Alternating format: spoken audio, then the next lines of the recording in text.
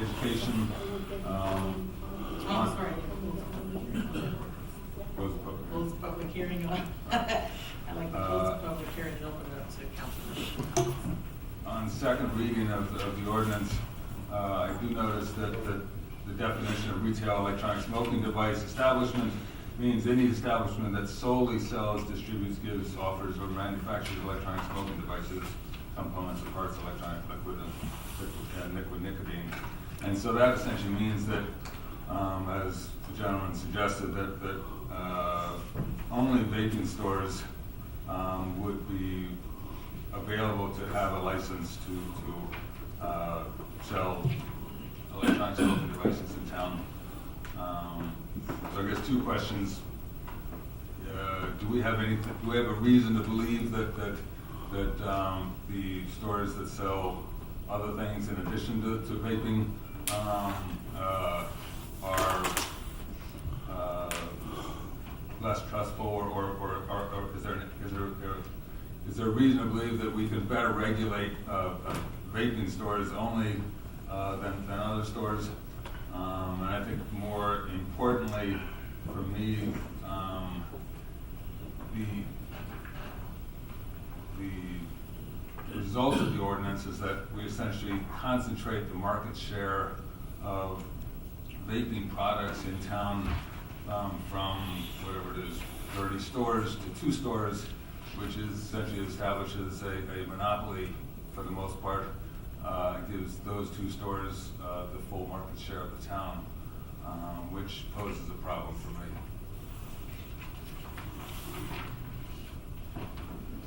So to address your first question, the intent of the ordinance is to do 2 things. It is to limit the availability and access to minors to access these dangerous items.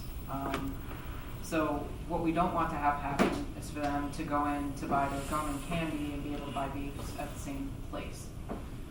The second, and quite frankly, that's exactly what seems to be happening. The second is to ensure that enforcement can be easily done. So by limiting the availability of vaping products to vaping stores and limiting the access to people that are over 21, which is the legal age of access in New Jersey, then it's clear whether a minor is being provided access illegally or not. No different than the way liquor stores are in New Jersey. It's a clear delineation and make sure that access is as limited as possible to minors in town.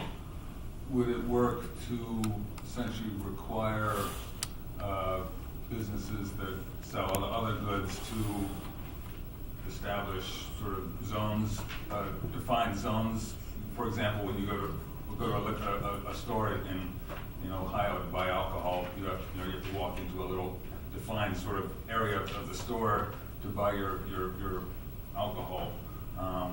Would that serve to allow the businesses to be regulated to the extent that we're hoping, and still be able to get the licenses and act as hopefully they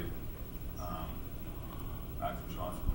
Well, I think that's certainly a policy decision that's ultimately left to your call, but I would say that certainly does not achieve the means to enforce that we are seeking to achieve by the ordinances being proposed. Simply putting the vapes in a corner doesn't limit any access. It's in the same store, whether it's behind the counter in most cases now. So how would that make it any different? To address your second question regarding creating a monopoly, that certainly doesn't prevent other businesses from opening who cater to this type of clientele. And in fact, I would think it would encourage competition with the other vaping stores that are in town. So I don't see that as being a negative to the ordinance either. Do we know how many fines have been issued to any of the other retail stores that have been selling to underage minors? There have been fines issued. I can certainly provide that information to you. But you could also issue a fine just based on somebody making an allegation. So preparing aware of a child coming in possession of vaping products, and the child's willing to say, I bought this here, you can issue a violation against that establishment. Is that correct? Try that too. Yes, that is correct. That is correct. So, However- going back, and because, again, our concern here, because you've heard the public, everybody, everybody is in agreement, no promotion to children, no sales to children. The question I also have is, does the same thing apply to tobacco products, which are just as bad as vaping products? It's just, right now, vaping products are very popular with children, unfortunately, and that's who we need to protect with this ordinance. But again, let me ask the question, are we putting all convenience stores that may try to be compliant, we're putting them all into the same category? So I would argue that cigarettes and vaping products at this point are very different. Mm-hmm. As Stephanie very eloquently covered last time, cigarettes have clearly been, they're not allowed to be marketed to children. They're allowed to be flavored. Their flavors are limited to natural tobacco or menthol, and so they're not manufactured to be attractive to minors. Mm-hmm. Vaping is exactly the opposite. You see bubblegum flavored and Sour Patch Kid flavored and cereal flavors and soda flavors. I mean, I don't know about you, but I don't see you vaping a gummy bear flavored anything. It's clearly something that's manufactured and marketed to be attractive to minors, and therefore it's going to be attractive to minors, and that's exactly what we're hearing. So I don't think vaping products and cigarettes are the same at all, which is part of the reason why this is such an epidemic. As far as yes, we can charge stores if a witness is willing to come forward. I think we had one parent that did in fact come forward with their minor, and we were able to charge the store. But I've also found that in other cases we've gotten web complaints from parents saying, my kid's a middle school student, they were able to buy vaping products at an establishment in town.